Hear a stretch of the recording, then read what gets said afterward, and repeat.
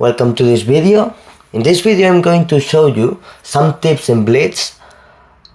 This is the way I got to 2000, well now 2100, and the most important thing is that this won't really help for other types of chess. It would be really helpful for Blitz, but of course you cannot simplify chess this much. Chess is a complex game. We have to think differently for every time control, or just play naturally all the times, but I think that you have to change your mindset for every time control. So now I'm just going to start. As you see on the screen, this has been my growth using these tips. So I assure you that if you use this, at the very least you are going to improve your Blitz chess. At the end of explaining the tips, I'm going to show you some model games about every tip I have talked about. The first tip is don't trade just because they are fair trades. You have to look for the activity and the space and the attack. If we just trade pieces just because there are fair trades, we might get a worse position when it's already really tough to play. We prefer not trading, maintaining the pieces on the board with some activity, and then if we think a trade gets us a good position, we trade it. But we don't have to trade without thinking, just trade. Some games just look like that.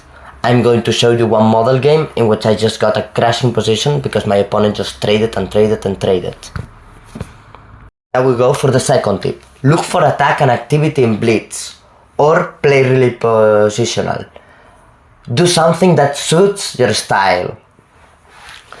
So what I'm saying is that you have to play openings that absolutely match your style, that you feel really comfortable while playing, because actually Blitz chess, it's mostly if you're comfortable about how you're playing. Of course you have to avoid blunders and everything, and you have to play good chess, but it's mostly about being comfortable, knowing the positions, and that helps you save time, and it gives you time to calculate more important things than in the opening.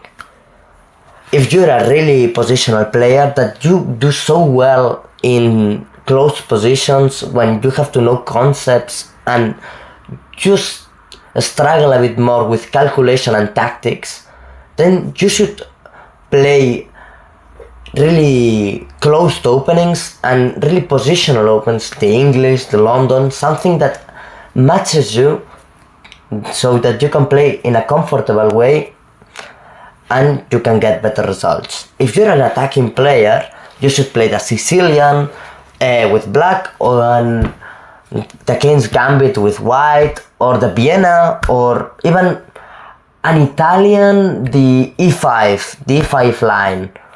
I will show you that line, it's what I play in the model game.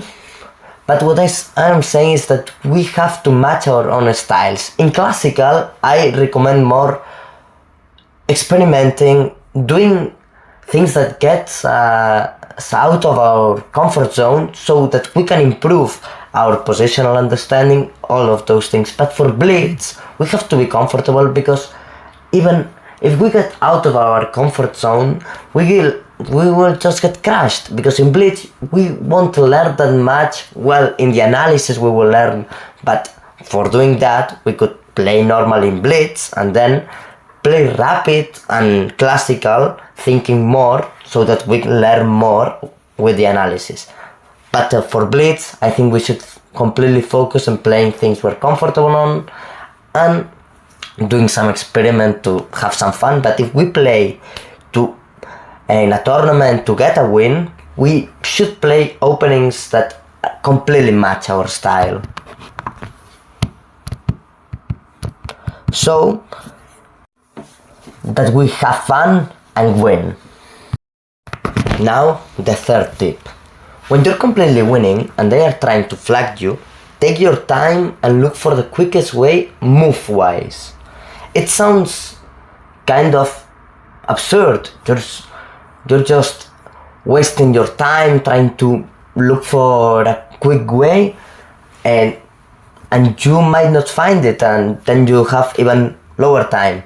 But I am mostly talking about completely winning positions, like when you will probably have a way to trade everything, or when you're winning and you have an increment. If you have an increment, you should absolutely take your time, even get to 1 second, and look for your way to win in the quickest way move-wise. Because if then they are trying to flag you, you might not get flagged, and if you move really quickly, yeah, but you might lose in the position. So you should look for a quick way to win move-wise. And if you have no increment, but it's really winning, like, I don't know, you have an extra queen. A game I had, I don't know, 1 week ago, I had an opponent, I was down a queen, and it was a non-increment game. Of course, I was trying to flag him. He had really little time. He had 10 seconds, and I was trying to survive the longest possible, and he had to find the quickest way to mate me. He had, in a moment, a mate in 3. It wasn't really easy, but it was easy. But he was just moving by impulse, trying to not get flagged. If he had taken his time, I don't know, like 4 seconds, just looked at the check and looked for a way to continue, he would have found mate, like, for sure. But he spiraled, tried to just move, and I just flagged him because I find a way to survive, and I had time. I still had a lot of time. I was trying to flag, so I blundered things because I was just moving instantly. I have to move instantly if I'm trying to flag, but he has to maintain his calm and win in the quickest way. But it's difficult to explain without a game on, so I think it will be really understandable when you see it in a game. I'm going to show you. Now, a tip that again sounds obvious: being cautious in the opening for tricks and tactics. It sounds like really obvious, a really easy thing to do, but we all fall for a lot of things in Blitz in the opening, like tactics, tricks, everything. We fall a lot for them. And the reason why that happens is because we're not as cautious as we are in an important, in a rapid or in a classical game, because our mind always has the feeling that we might be able to come back even with a blunder in the opening. But you're just getting yourself in a bad situation if you're not cautious in the opening. As I said in the tip 2, getting openings that suit you might help you, but of course if you get an opening like the Sicilian, there's going to be a lot of tricks in the opening, difficult lines, and you have to be really cautious. Like, probably the engine then will say that you played an 80% accuracy if you don't take a pawn that it seems really easy to take, but in the opening, yeah. But then you might get into a really difficult line, and then you will lose in 10 moves just because you got into a really complex line when you know you can take it, yeah. But then you get into a thing that you don't know. You will have to be really cautious. Like, getting into a gambit, that's fine. Getting into a really complex gambit, I don't recommend it, but I assume it's fine. But getting into a difficult line without material compensation, it's really not recommendable for Blitz, because we have to be cautious. Don't get into tricks, and of course be really cautious with tactics. For example, the tactic in the Jobaba London, where they just take the pawn in d5, and then they have the tactic with knight c7. I see even 1700 blundering that in Blitz. it's really easy to blunder things like that when you're not cautious. So, a lot of focus in the opening and a lot of cautiousness for tricks and tactics. Really careful in the rook games. Even if they are often a draw, they are the trickiest ones. They are really tricky. It's really difficult to play a rook game when you even give a careless check and you're already lost. You just get your rook into a file that it's not the way, you just lost. So they are really a lot of people underestimate the complexity of the root games. Even myself, when I like a long time ago, I underestimated the complexity of the rook games and just assumed, well, this is a draw. A lot of them you can be swindled. You can swindle your opponent with just a little inaccuracy. They can swindle you for just a little inaccuracy. It's really difficult, the rook games. We have to be really careful and not even a careless move. Always thinking about the purpose of our move in the rook games and what would be the best file to defend or to attack pawns. Like, because sometimes we get 3 pawns, but our opponent just gets a passer, just trades the passer for our rook. We got 3 pawns, but he has a passer, he promotes, and we have to just give out about our rook and we lose, even with 3 extra pawns. So we have to be very careful in these endgames. Never believe your opponents. Everyone makes mistakes. You have to calculate. Calculate yourself if things work, never assume. This is a thing I see in my own games. I do it myself. Sometimes I just believe my opponents. My own opponents believe me. Even in top games, I see grandmasters believing each other. Never believe your opponents. You have to calculate yourself. I'm going to show you some model games in which my opponent played a tactic. I just believed him in the past. Now I just play a tactic. My opponent believes me. We have to calculate ourselves. We can never assume that our opponent is smart. I had a teacher that said it in a less educated way. He just said everyone's an idiot if you don't confirm it, and you don't confirm that he's smart. Like, you have to confirm that what they do is good, because you can never assume that they are really smart and what they do always work. They have to prove it. You have to prove it yourself.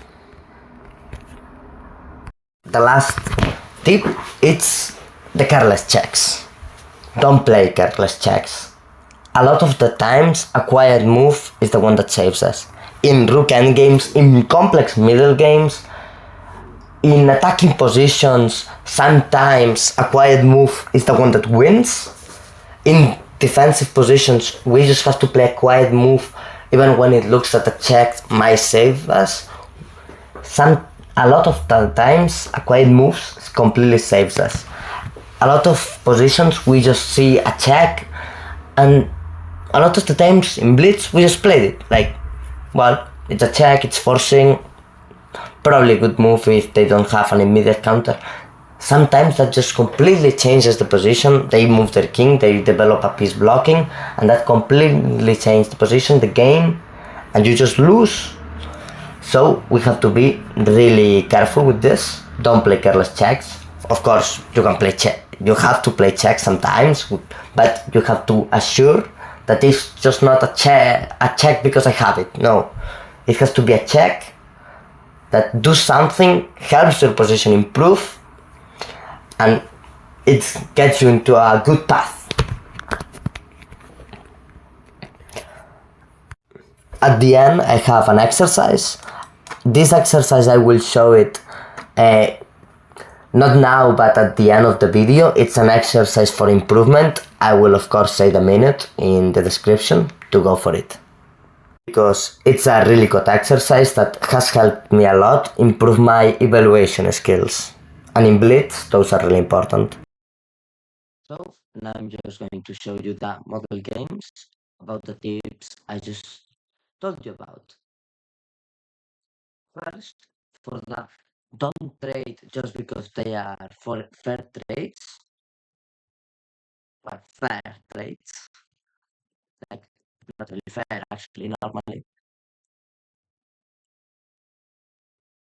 Like,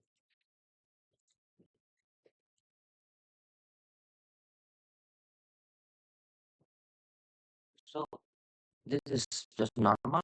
Like h6 is kind of mistake. 94. 99. This is a trade. It's the best move. It gets my bishop out, but yeah, it's if it's the best move, I cannot say don't trade. And yeah, 96 huge mistake. Just didn't follow my own. Sometimes even with these tips I tell you, sometimes I don't exactly follow them.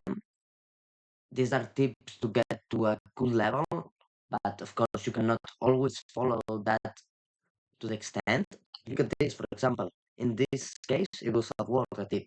It's not. It's a fair trade, but it doesn't improve my position. So why play it? Here, queen f3, after bishop takes knight. Yeah, again, here we see the fair trade idea. I just get a space, I get the pawn there located, and I have an active queen. He doesn't have it, and I get the space. He has a terrible bishop. So he has to think about this type of things when he's playing. Not just, well, we just trade the bishop for the knight, and that should be good. It's a fair trade. No. How to think about those things? Here I just made it quickly. Like this, and made it. Now G, and it just made. Okay, so that was the first tip. Not trading just because it's a fair trade. I think that's one tip you can understand without seeing a model game, but I wanted to show one. So now we're going for the second tip. The second tip is mostly playing, uh, matching your own style. Like you have to play an opening that matches your style for blitz. For other time controls, again, it's still a good idea to play an opening that matches your style, but try new things in classical could be good, not just getting sometimes out of your comfort zone. But in blitz, it's really important to be in your comfort zone. Here, I showed you a game in which I play an opening that I think it's actually really flexible. Like it's Italian. You can play Italian and you can get an open position with the line I play. It's I do. You could also play the D3 line if you prefer close position when you just maneuver. Here, of course, there are not a lot of pieces, but there are there is activity of pieces, there are weaknesses. It's a position that I like as a tactical player.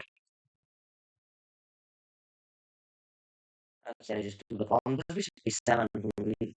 Taking the pawn is kind of a mistake. Of course, that's a thing in Blitz. We don't always punish our mistakes. And here, again, a simple tactic h3 to kind of deviate the queen and just trading, being up 2 pawns or just winning a piece. The one just decided to run the piece, or just didn't saw it, and here I quickly traded everything, and I just won.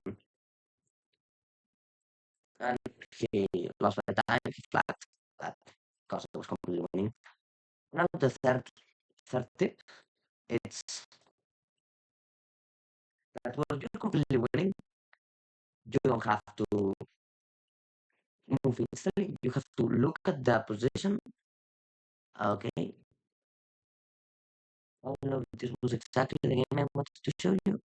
It's this. I know this is the other game. Oh, yeah, yeah, it was this game. It was this thing. It was this game, exactly. Perfect. So we'll see.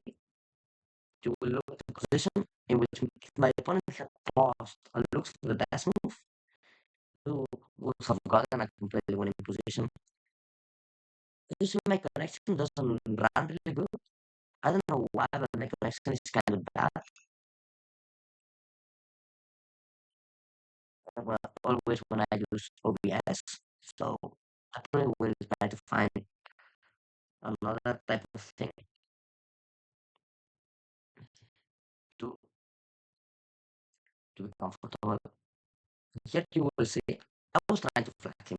Like, of course, you see his rating. I don't want to draw. Even if it's a draw, I still don't want to draw. I'm going to try for the flag.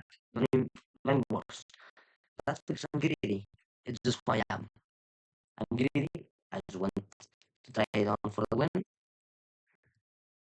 I wanted to take the B7 pawn. I could. Like, that wasn't smart at all. And here, really, I'm going to get to the point. And here it was just drawn. Like, I just had to keep checking with queen e7, queen f8, and then on the draw. So I just put queen f7 black. And then I'm losing. It keeps the game going, like on a completely lost position. So here you will see, he has 15 seconds. And I'm still trying to flag, so I'm moving instantly. I'm blundering things. 14 seconds to survive long enough. It's without increment. With increment, it's even more important, but without increment, in such a winning position, you have to look for the mate, for the instant win. Get just mate. Like, if he has 13 seconds, he just has to pause, look for it, and he will find a mate. Like, it's just simple mates. It's not, they're just not complex. Of course, I still tried, like, I'm trying not to lose on the spot, and again, completely winning position. Now I think there was mate in, mate in 5. Now I think there's mate in 3 or something like that. Yeah, mate in 3. Queen e1. Now I just lose the queen, and I'm going to be mated in 2 moves. Yeah. Instead of pausing and looking for that, he just went for queen e5. Yeah, not move, of course, completely winning position. Have to give me hope. Just give me hope. You blunder your queen, and I'm winning. I didn't expect him to blunder the queen. I was, of course, pre-moving, so I just, of course, just moved instantly. Like, I was expecting queen e3, just pre-moved king g2. But when I played this, blunder his queen, I was completely winning. But again, I was trying to flag just for seconds. So that was what I did. And again, he panicked with 4 seconds instead of pausing. And now it's a draw, of course, yeah. A move to kind of a sure draw, yeah.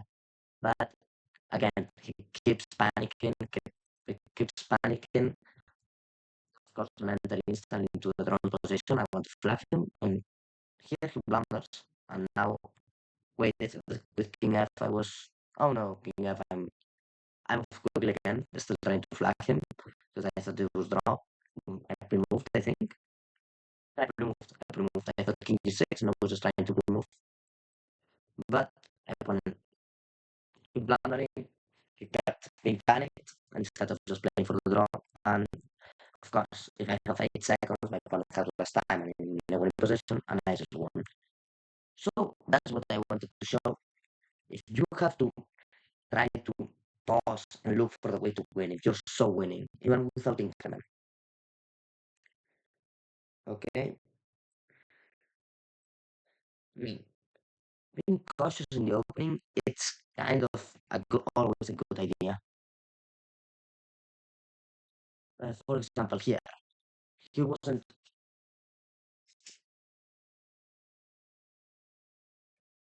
For example, here, my opponent got into a clearly worse position in the opening. Well, not really worse. The engine says it's fine, but I actually believe the engine there. Okay, I'm going to wait for the engine to be right. Okay.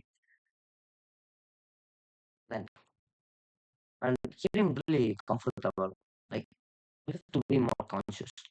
More cautious, like, now, maybe 3 win tempo. Bishop b4, the strange moves, abandoning a pawn. Okay, the engine says that bishop b7, there's counter. He hadn't saw that, so he was just not cautious. Pan got a lost position out of the opening. Then he was down 2 pawns, allowing h3 as a good move. Even with b plus 3, he just a trade of queens, no?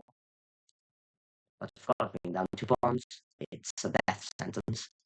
So, being cautious in the opening, a really important thing. I have more modern games, but I don't want the video to be really long, so I'm just going to show you only this model game. Okay, about this tip. And now, being careful in the rook games. I think I have to go to this game and go to see his profile and look for the game we played. I didn't remember to get this game. I got every game I wanted to show, but I didn't remember about getting this game. So just going to look for it. Okay, I'm just going to look at the last position. Well, at the position itself. I think it was this game. I think it was this game. I think it was that game. Yeah, I think. But of course, I'm just going to look at it and I'm going to realize if it was this game or it was another one. Okay, that was black. Okay, it was this game or it wasn't.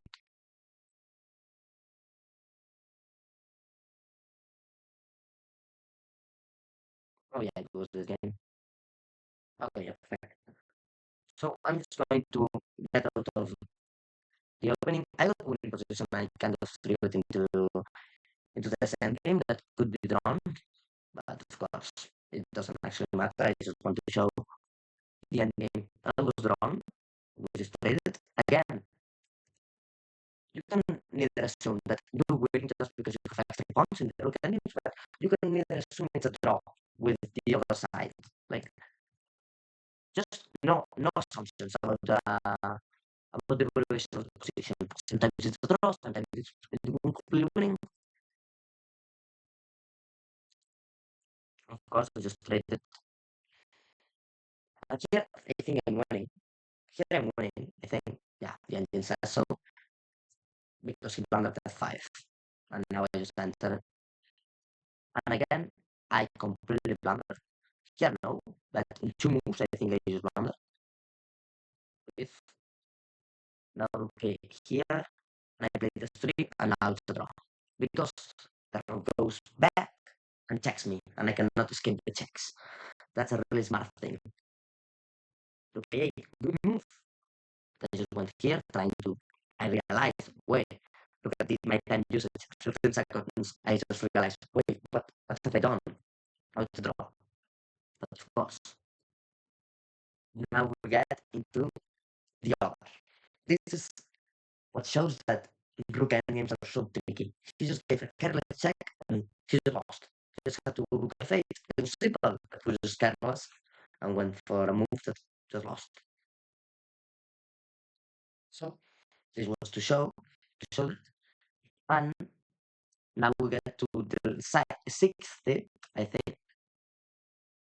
Oh no, it's not the sixth tip, it's the seventh, but because it's related, I'm just going to just go into it. The sixth tip, don't throw careless checks. Just throw a check like, well, I want to check him. And he's lost because I just played king g, and then I just got completely winning because if he was king d2, I just promote and it's a discover check, and that was if I had the rook and lost the position, of course. I know, he made with a rook. Look at this, yeah, I just made. Okay, so now I have talked about all the tips, uh,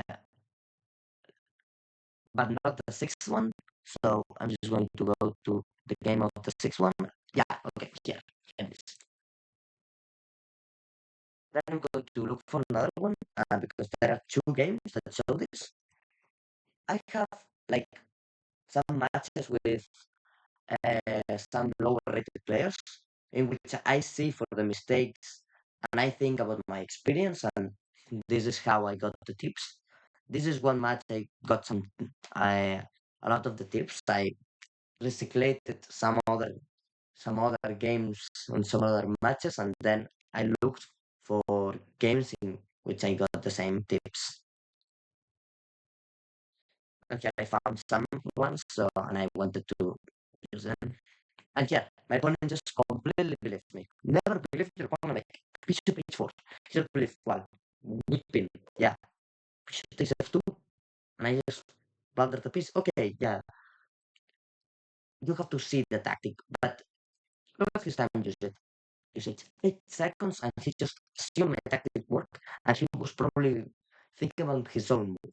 If he hadn't assumed my tactic work, he probably would have used 1 minute or 30 seconds, I don't know, but he would have played bishop takes f2 if he would have looked at where, what is that? But he didn't, because I'm just fine. And okay, and well, it was kind of just an end game, and I kind of just went him. And just got to win position here. So nothing to say about that. And I think this is going to be the end of the tips. Like I showed you the model games, I told you about the tips, but I want to show you an exercise that I do to improve my chess. Oh, I'm actually even going to show you. Okay, yeah, I'm going to show you the exercise. I'm going to remind you about the 6. No, I don't know what number was the tip. Yeah, fourth tip. The caution in the openings. Okay, no why it's not showing me the. Okay, learn analysis. Yeah, I'm going to to close the other window and get the analysis doors going. And here, this was a game I played on TV in a Blitz game against actually not a bad player. It was a 1600 rating FIDE. It's not any really strong guy, but it was a good rating. And he felt for this in Blitz. I just wanted to show you the game. It's a quick game. Yeah, okay. It's going to h3. My opponent went h6, bishop c4. Okay, well, when this works, I'm going to show you bishop c4. My connection is kind of failing. I don't know why. Okay, bishop c5, c3.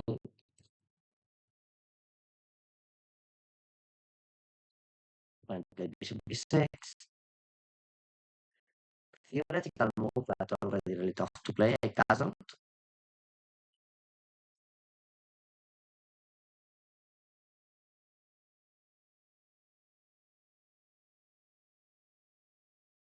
At f6.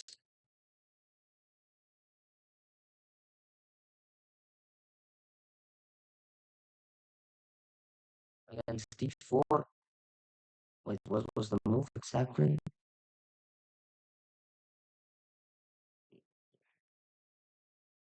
Wait, what was actually? Takes e. Oh yeah, okay, I remember. Takes b5 and knight g. And here, played the wrong move. Yeah, but because it doesn't completely destroy the opponent, but it's a nice move. Bishop takes f7. I just win a piece, well, win a pawn, and I have the activity, so I thought it was nice. So I just played it. I thought I was completely better there. The engine doesn't agree. It says I'm better, but not completely in a really good position. It just says it's 0.9. Okay, that's fine. But here my opponent just blundered completely. And I just played the mating for first. With queen b3, mate. Because I was 35, I was on, and I just mate.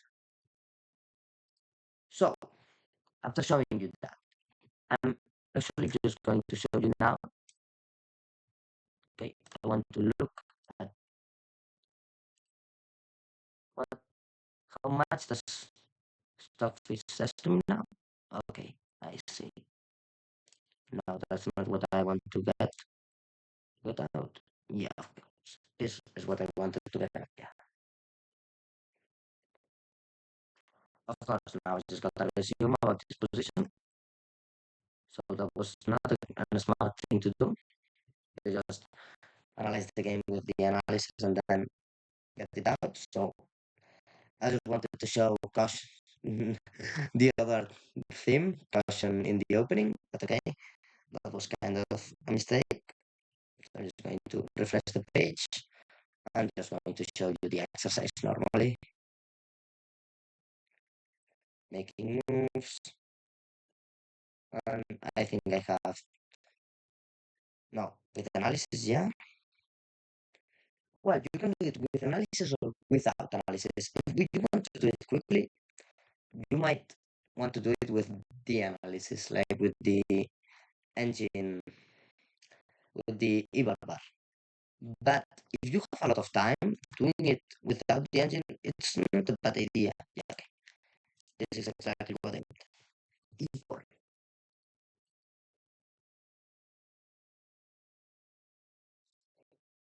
It's not going to say to me actually anything, but you have to look at the eval bar. For example, I'm just going to make, I don't know, some mistakes to the opening, like for example this, yeah, this actually mistake in the opening, as you might know, and pull out this kind of tactics. And I don't know, I'm just going to make this mistake now, just to show my point. Okay. Yeah, here you just show your point. I just wanted to make a quick example. So here, you don't have the engine lines, you just have the eval. So we are going to allow the eval to go again to the normal state and know how much is going to be there and know why it's still mating 2. Okay, so e4, e5, natural moves. Okay, I don't know why it has reactivated thing I want. Okay, yeah, this is not eval bar. And here, you just have to see where the eval has dropped. Here is going to get up for white.